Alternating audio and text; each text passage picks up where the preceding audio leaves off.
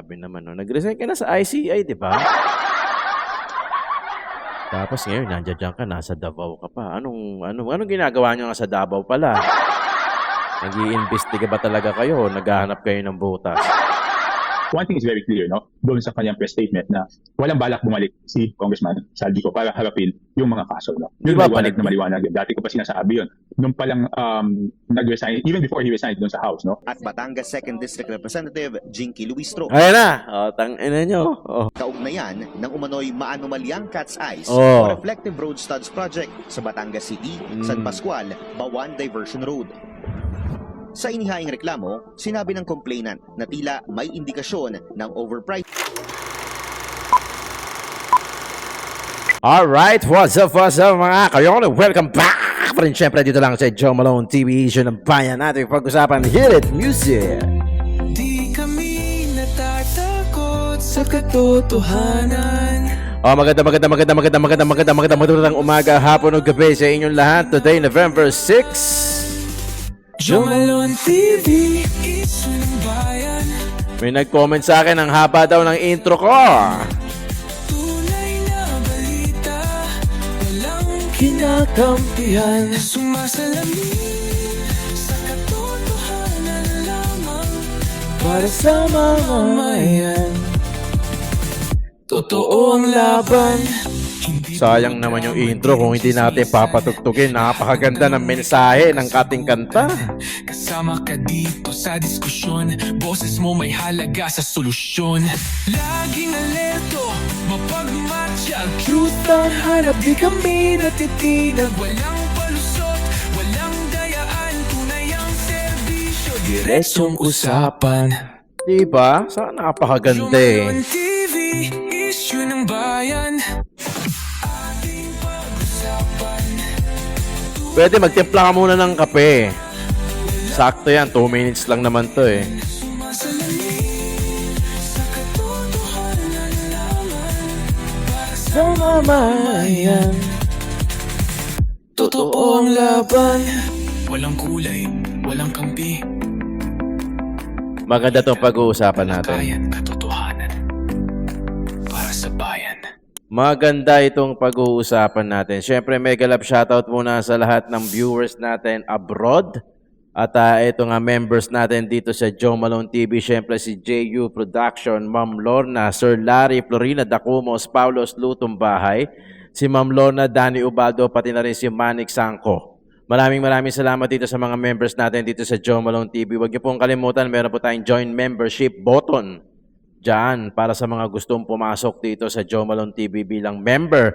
Mega love shoutout sa lahat ng viewers natin abroad, OFW ka man o nagti-TNT ka dyan o migrated ka na dyan, nandyan na ang pamilya nyo.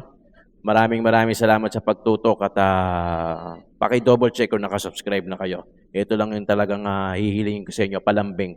Pa-subscribe at paki-click yung bell icon, pa-set sa all at wag na rin kayo mag-skip ng ads. Yung mga viewers natin sa lokal, sa Pilipinas, Luzon, Visayas, Mindanao, lalo na doon sa mga Cebu, maraming nagko-comment sa akin, yung mga direktang naapektuhan ng tinyo. Dasal po tayo.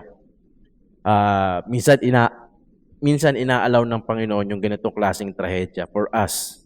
Hindi walang bagay na hindi nangyayari na walang dahilan eh. I'm sure meron dahilan kung bakit. Diba? Magdasal tayo dahil bukod sa makasalanan na yung mga politiko natin, tayo mismo baka maging makasalanan na rin eh. Kaya dasal, mag-repent, yun ang importante. Mag-repent. Okay.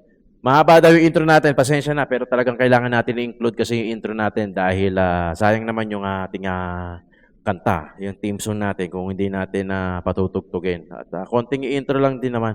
May mga channel tayo dito, backup, When Tito Talks, Anything Under the Sun. Kung mahilig ka sa pagkain, Tito Jom, Tito ng ina nyo. Simulan na natin. At wag na tayo magpatumpik-tumpik ka. Attendance check muna tayo mga kayon ha. Paki-comment dyan kung saan yung exact location nyo. Ito na, patay, yari na. Mayor Magalong, it would have been great to see you doing a rescue mission in Cebu than joining the ICI script in Davao. Akala namin kakampi ka.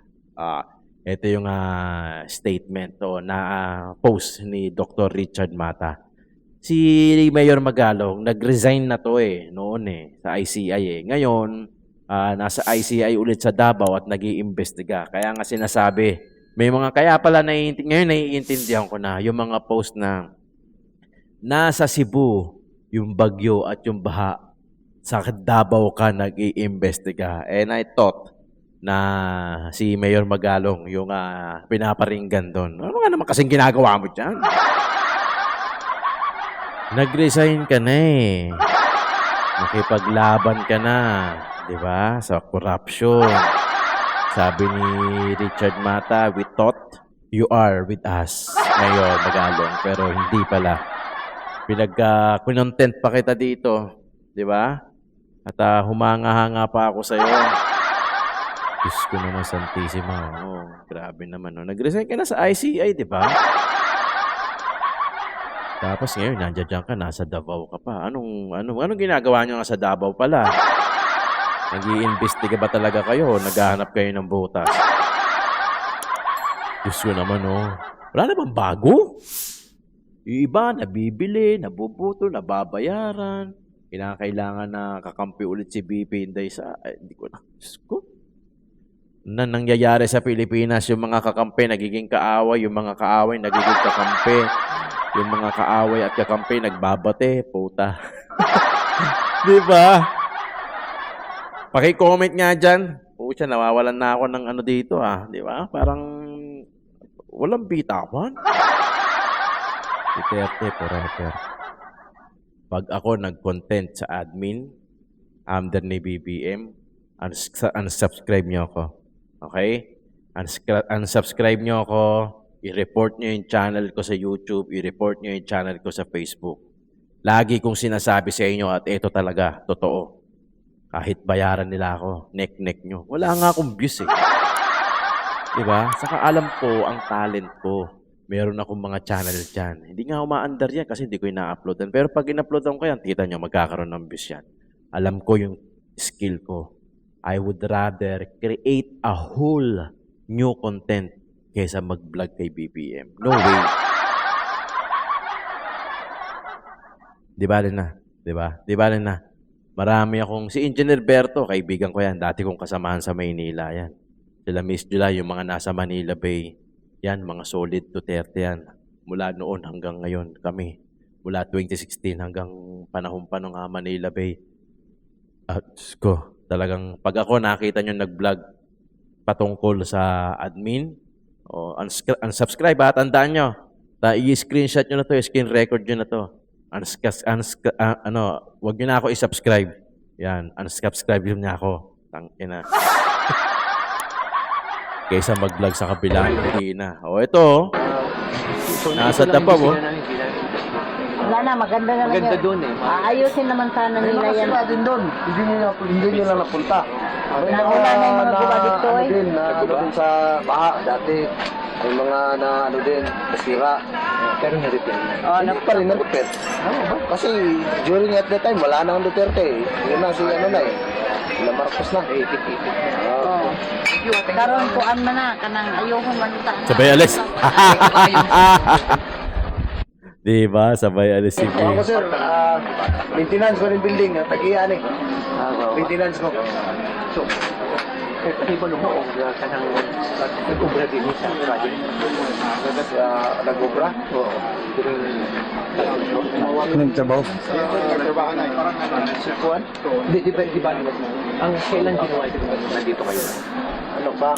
19. Yung nagawa talaga ito, during Duterte. Parang Duterte pa, oo. Doon hanggang sa doon hanggang sa doon sa kabila. Nasira doon. During Duterte time. Pag ginagawa mo. Maganda pati doon maganda lahat. Magmula Maganda. kasi nag-umpisa itong Maganda lahat, di ba? Yung sinasabi ni nanay. Ano bang ginagawa nito? Ano bang iniimbestigahan nito? Gusto naman. Anong ginagawa mo dyan? Sinira mo lang yung ano namin eh. Yung tiwala namin. Bumilib-bilib pa kami sa inyo eh. May sinasabi ka pa noon na about us kahit yung mga madre. Ang gusto nila, Duterte. Diba? Tapos ngayon, nandiyan dyan. Yung ICI, binuo yan ng Pangulong Marcos para imbestigahan yung mga infrastructure. Under niya yan. Kumbaga special, parang ICC. O, siniscramble lang yung isang letter. Naging ICI, pero pangit pa rin yan.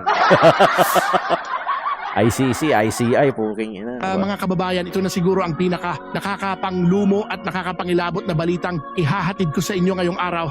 Grabe, di ba? Update ito tungkol sa daan-daang namatay at sa patuloy na pagtaas ng bilang ng mga nawawala sa hagupit ng Bagyong Tino na ngayon ay binansagan na bilang isa sa pinaka mapaminsalang bagyo sa kasaysayan ng ating bansa. Pasintabi po sa mahihina ang loob dahil ang mga eksenang mapapanood ninyo ay tunay na hindi ninyo na naising maranasan sa ilang segundo lamang ng pagtaas ng tubig. Mga pamilyang hindi na nakatakbo, na trap sa loob ng kanilang mga bahay. Ang iba sa bintana na lang dumaan, umaakyat sa bubong habang tinatanaw Grabe yan, ang unti-unting puking ina nyo. Grabe yan, putang ina.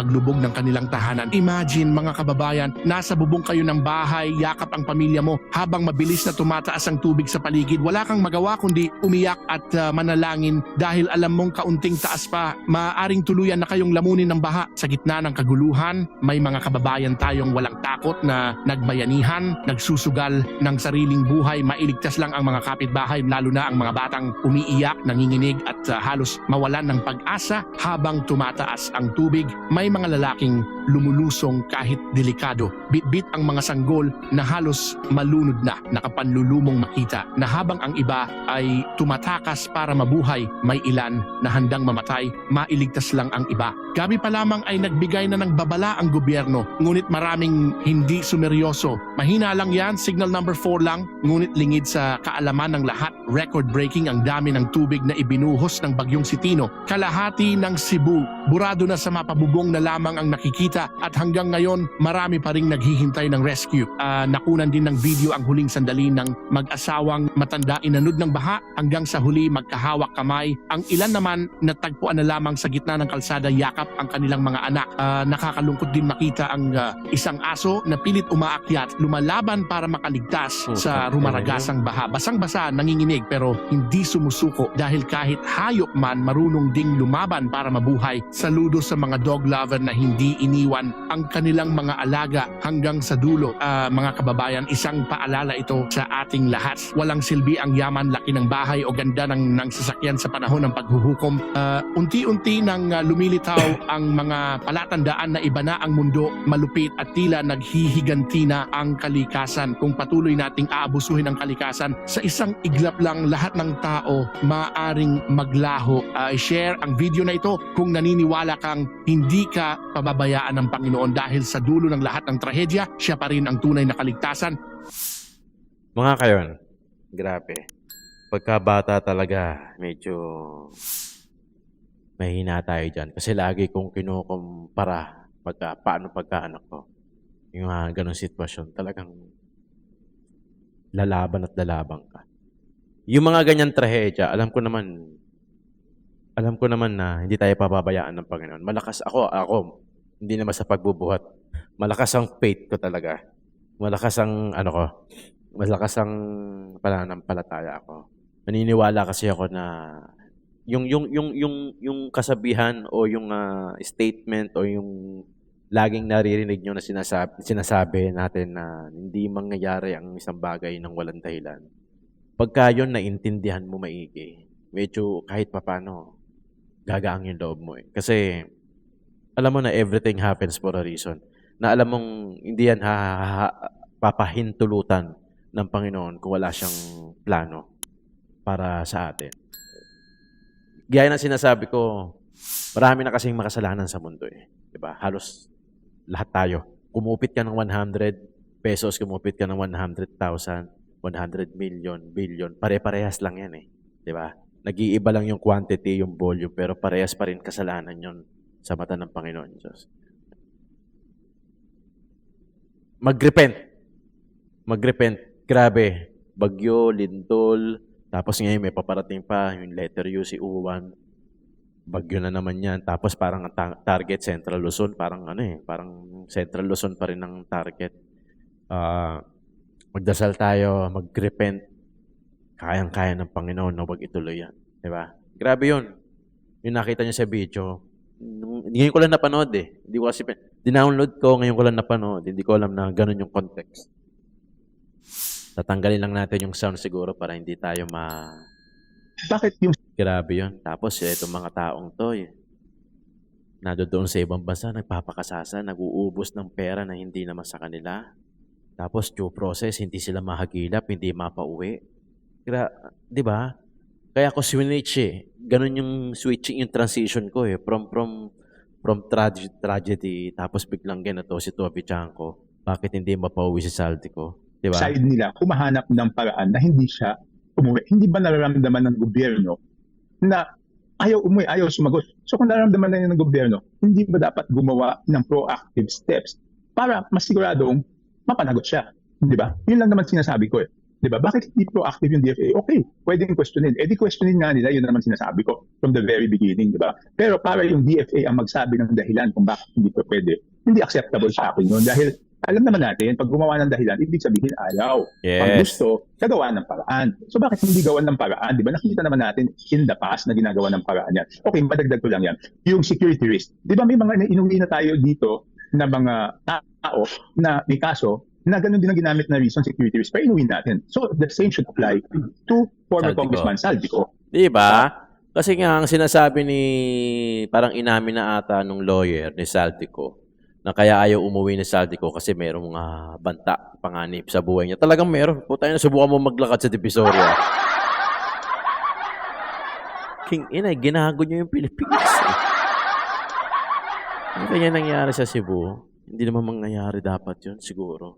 Pero pag gusto ng Diyos, oo eh. Di ba? Pag gusto ng Diyos, mangyayari at mangyayari talaga. Pero, sumobra kasi kayo eh. Di ba? Sobrang kumunoy na nga ang baksak nyo eh. Di ba? Grabe eh. Pati si Satanas sumasaludo sa inyo. Pag nakakita kayo, tapos ngayon hindi maramdaman ng gobyerno na parang ayaw nang umuwi na Saldi ko. Ano kayo, talongges? Napanood ko briefly yung press conference ng lawyer ni Congressman, former Congressman Saldico. One thing is very clear, no? Doon sa kanyang press statement na walang balak bumalik si Congressman Saldico para harapin yung mga kaso, no? Yung Diba, maliwanag na maliwanag. Dati ko pa sinasabi yun. Nung palang nag-resign, even before he resigned doon sa House, no? So sabi ko, umiiwas siya. Then later on, nung pinapauwi siya, nag-resign siya, so umiiwas sa accountability. Pagdating dito sa ICI, 2 beses siyang inibitahan, hindi siya sumipot. And finally, yesterday, parang inamin na rin ng abogado niya na hindi siya uwi, no? Because supposedly of threat to life, no? Pero makikita natin yung pattern. When he claimed medical treatment, hindi siya nagpakita ng medical certificate. Ngayon sinasabing threat to life, wala naman sila pinapakita ng threat assessment, no? At saka abogado yung nagsabi, no? Nagtataka lang ako, ano kaya ang legal basis nung hindi ka haharap sa kaso mo dahil may threat to life? Wala naman legal basis yun eh, di ba? So, ibig sabihin, porket mayaman siya, makapangyarihan siya, pwede niyang gamitin yung threat to life. Pero yung ordinaryong tao, ordinaryong mamamayan, pag Wala. nakasuhan, Uwi. kailangan niyang harapin. I think mali yun. Sir, nag-i-insist yung lawyer ni former Rep. Zaldico na as of now kasi wala pa raw cases filed. Eh kung wala pang cases filed, ayaw umuwi. Alangan man umuwi pa yung pag may cases filed, di ba? Wag naman yung, wag naman yung Gawin pinapaikot tanga. yung mga Yan. Pilipino, no? Kaya nagagalit lalo yung mga tao. Kasi pinapaikot tayo, di ba? Nung una, nang nag-resign siya, sabi, sakripisyo. Paano naman naging sakripisyo yung Ganda pa nung term niya eh, no? Pero talaga sa totoo lang, ginagago tayo. Yun yung tamang term. pagkain niya? Ngayon, sabihin nila, walang cases filed, kaya hindi umuwi. Eh, may mga taong gano'n, wala kang kaso, ayaw umuwi. Saka sinabi niya, threat, may threat to his life, di ba? Nagtataka ako, parang, kung tama ang intindi ko, parang sabi ng abogado, siya pa yata yung nag-advise. Hindi ko sure kung tama yung na may threat to life, huwag muna umuwi. Parang iba yata yung Yes, sir. The lawyer mentioned that kung the lawyer is afraid of vigilante No, what is the legal violence basis? and then What is the and legal then- basis? he Wala didn't naman mention. walang legal basis mag-mention. Yung mga online post daw, sir. That is not a legal basis. Magbigay ka ng batas na nagsasabi pag may threat to life, pwede kang hindi umuwi at pwede kang magtango sa ibang bansa, di ba? Ibig sabihin, pag makapangyarihan ka, may pera ka, pwede mong sabihin may threat to life, hindi mo haharapin. Pero pag ordinaryong tao, harapin mo yung kaso. Hindi naman ganyan ng batas, no? Kaya Hindi uuwi yan. Puking ina, sumasaludo nga si Satanas dyan. naniniwala ko, walang provision ng batas na ganyan, no? Yesterday also, nakita ko doon sa interview nung abogado niya na sinasabi, he admitted na pwede sa national security, pero sinasabi niya, it's not a national security issue. Di ba? Sinabi niya yung grounds, illegally obtained, sabi niya national security, pero wala daw national security issue kasi hindi naman nag-rebellion si Saldico, no? Pero yun ang sinasabi ko, at least, yung lawyer niya sinasabi na pwede national security issue, So dapat kansilahin talaga ng DFA based on national security issue because there are sectors that could take advantage of the anger of people. The legal system should catch up with him. No? It is upon the government to make sure nasa responsibilidad yan ng gobyerno natin na siguraduhin ng ating legal na sistema ay mahabol si Congressman Saldico. Responsibilidad po niya. Di ba? Diyos ko po tayo na. Hindi na mauwi yan eh. Kahit anong mangyari po. Siyempre, lahat ng dahilan sasabihin. Mapanganib ang buhay, may nagtatangka sa buhay. Ina, subukan mo lumabas mag-isa. Kahit saan lugar. Sa Cebu ka maglakad. O kaya sa Davao. Siyempre, hindi uwi yan. Totoo yan, hindi uwi yan. Tanga ba yan? Hindi naman tanga yan. Diyan nga napabilib sa Satanas. Sabi, gusto mo na akong palitan, pre. Ang lupit mo, saludo ako sa'yo. Sabi ni Satanas, nakakita si Sadi ko, saka si Martin Romualdez. Yo, the man, mga ganun pa, oh. Yo, the man. Grabe, paano mo nagawa yung trobo nga ako? Sabi ni Satanas, turo mo nga ako niyan. Kingin ang lupit mo, pre. Ganun, paano mo nagawa yan? Sino nagturo sa'yo? Diba? Sumiti ng isang letter complaint sa ombudsman. Ang grupong Bantay Trapiko laban kina Batangas 2nd District Engineer Sonia Paglikawan, DPWH Calabarzon Regional Director Jovel Mendoza, at Batangas 2nd District Representative Jinky Luistro. Ayan na! Tangina nyo. Kakarmahin din kayo. Kakarmahin din kayo. Pati si Luistro. Yan na. Kaugnayan ng umano'y maanomalyang Cat's Eyes o Oh. Reflective Road Studs Project sa Batangas City, San Pascual, Bawan Diversion Road. Sa inihaing reklamo, sinabi ng complainant na tila may indikasyon ng overpricing, irregular fund utilization at wasteful implementation ng nasabing proyekto sa lugar. Pucho, yung mga simple, yung mga tropa ang kakilala ko eh. Pagka tumubo. Alam natin yan. Tutubo, kahit pa paano magpapatong ng presyo. Alam natin yan. Puta, ginawa ko na din yan. Ano ba ginawa ko niyan? Tuition fee. Ginawa ko na din yan. Pinatungan ko. Kunyari, ginato tuition fee. Yung pala, hindi naman. Di ba? Ay, ano pa yung mga yan? Tangin na yung Cat's Eye. Grabe, di ba? Yan yung sinasabi ni Mayor Magalong. Si Mayor Magalong pa ng gano'n yan. Beast niya na times 10. Di ba? Parang 1,000 lang ata yung Cat's Eye. Ginawang 10,000. Times 10. Hindi na nahiya eh. Daig pa yung negosyo. Yung negosyo, pag nagnegosyo ka, usually times 2 eh. Kumbaga, kung magkano yung puhunan mo, ang patong mo, kung magkano yung puhunan mo. Ganun. Kunyari, 150 yung puhunan. Ang ano mo, ang benta mo, 300. Pagka pa tumawad, pwede benta ng 250, sa pool pa din. Diba? Sa pool pa din. Ito, malupit. Kumbaga, 1,000 yung Cat's Eye, times 10. Naging 10,000 o 11,000 pa, times 11 mo pa. Putangin na. Diba? Tumubo na sila. Yun ang tubong lugaw. Ayon sa isang 2024 DPWH order, aabot sa 8.9 kilometers ang haba ng buong diversion road. Dami nun. At least 2.6 kilometers nito sakop ng Batangas City. Sa inihaing reklamo, sinabi ng complainant na sa kahabaan ng bypass, Bawan at San Pascual lang ang mayroong road studs. Kitang-kita raw ito sa ilang viral videos ng mga dumadaan sa lugar kung saan nagmimistulang airport runway ang kalsada sa gabi. Ganda naman eh. Dagdag pa ng complainant, matapos umanong i-install ang nasabing road studs, binaklas din ito kalaunan dahil kinakailangan raw palang aspaltuhan ang kalsada. Personal na binisita ng Billionaire News Channel ang nasabing proyekto. Ang aming nadatnan, mga butas sa kalsada sa parte ng San Pascual at Bawan, na mistulang bakas ng mga binaklas na Cat's Eye. Tinuklap na. Ang dating tila airport runway sa gabi, ganito na ang itsura. Dahil marami ring parte ng diversion road na wala pang mga ilaw. Gabi, putay na. Yun ang malupit, di ba? Wala na. May nag-comment nga sa akin, ano nangyayari sa Pilipinas. Ganito na. Ganito na sila. Pagka pupunta kayo ng pag tinanong kayo, what's happening to your country? Ganito na kami sa Pilipinas. Hindi, no. Kidding aside. Huwag niyong gagawin yan. Hindi pinagmamalaki yung ganyan. Pero nakakahiya. Di ba? Nakakahiya ang Pilipinas. Consistent sila, no? Consistent sila na gawing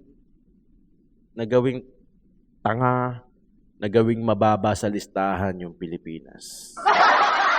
Kaya yung mga athlete, Doon na lang napapabilib yung mga ibang bansa sa atin eh. Yung mga atleta natin na magagaling, yung mga singer natin.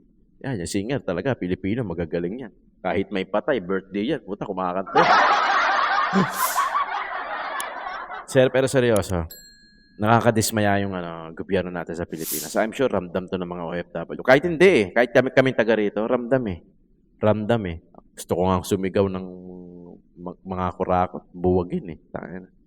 Kasi talagang grabe yung ginagawa nila. Yung mga lugar na hindi binabaha, binabaha. Yung mga lugar na binabaha, mas binaha. Mas lalong binaha. Sobrang madaming kawawa. Lalo na pagka-involved na yung bata. Tayo okay lang eh. Di ba? I mean, tayo baka pwede pa magaligtas kasi kung marunong ka naman lumangoy, o kaya, syempre, madiskarte ka, malakas ka, makakaakyat ka. Yung mga bata. Di ba? Yung mga bata. May iisipan ba nila na, ay, dito ako. Ay, kakapit ako. Di ba? Malakas ba yun? Sa lamig? Di ba? Wala eh. Itong gobyerno na tapos to. Alam mo, pagka nakatira ka sa villages, pag nakatira ka sa mga mamahaling subdivision na hindi binabaha, na hindi direktang naapektuhan, kahit may mga balitang ganyan, baka hindi mo maramdaman yung kasi hindi rekta eh. Kumbaga, hindi rekta yung yung pakiramdam eh. O mapapanood mo, oo, pero hindi yung sakit hindi masyadong tatagos. Kasi kumbaga, alam mo, mas maganda na experience kasi ng tao eh, di ba?